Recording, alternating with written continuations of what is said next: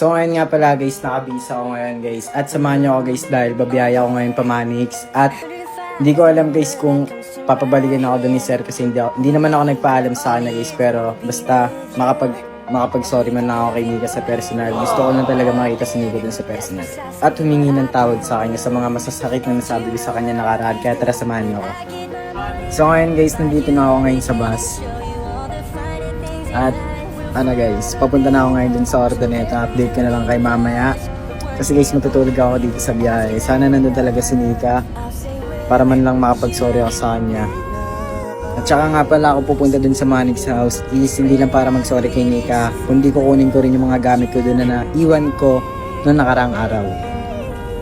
Dito na nga pala ako sa Ordoneta guys at papunta na ako dun ngayon sa Manix house. Sasakay na ako ng tricycle. Naghahanap pa ako ng tricycle guys, wala pa ako nakikita eh. Sana talaga guys nandun si Nika para man lang makapag-sorry ako sa kanya sa personal. Sa mga masasakit na nasabi ko sa kanya nung nakaraang araw.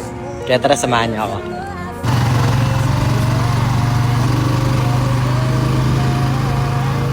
So ngayon guys, nandito na ako ngayon sa Manix house guys.